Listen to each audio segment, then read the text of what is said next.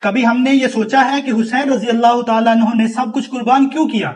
اگر وہ چاہتے تو دنیا ان کی قدموں میں ہوتی۔ اس لیے کہ حسین تخت کے نہیں تحریک کے امام تھے۔ انہیں حکومت نہیں چاہیے تھی بلکہ سوئے ہوئے ضمیر جگانے تھے۔ انہیں زمین کی فتح نہیں دلوں کی بیداری مقصود تھی۔ کربلا ایک معرکہ نہیں، یہ ایک مکمل پیغام ہے، ایسا پیغام جو آج بھی ہم سے سوال کرتا ہے، تم خاموش ہو تو کیا ظالم کے ساتھ ہو؟ حسین رضی اللہ تعالیٰ عنہ نے اپنی گردن کٹوا دی مگر باطل کے سامنے سر نہ جھکایا۔ انہوں نے خون دیا تاکہ تاریخ یہ پہچان سکے کہ حق کیا ہے اور باطل کون ہے۔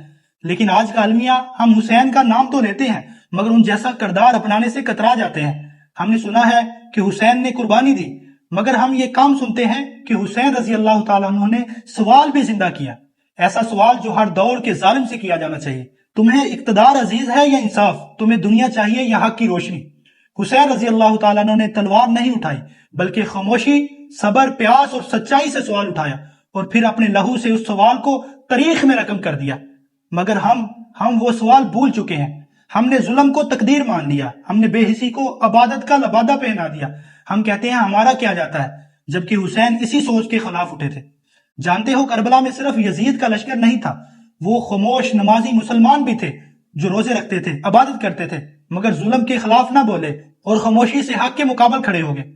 کیا آج ہم بھی انہی جیسے نہیں، جو ظلم کو دیکھتے ہیں مگر زبان بند رکھتے ہیں، جو فائدے کے لیے سچ کا گلا گھونٹ دیتے ہیں؟ کربلا ہم سے آج بھی سوال کرتی ہے، تم کہاں کھڑے ہو، حق کے ساتھ یا خاموشی کے پردے میں باطل کے ساتھ؟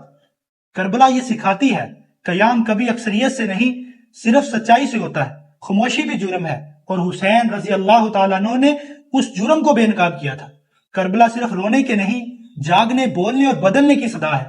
اب فیصلہ ہمارے ہاتھ میں ہے، کیا ہم صرف نعرہ لگائیں گے یا حسین رضی اللہ تعالیٰ عنہ کا فلسفہ اپنی زندگی کا راستہ بنائیں گے؟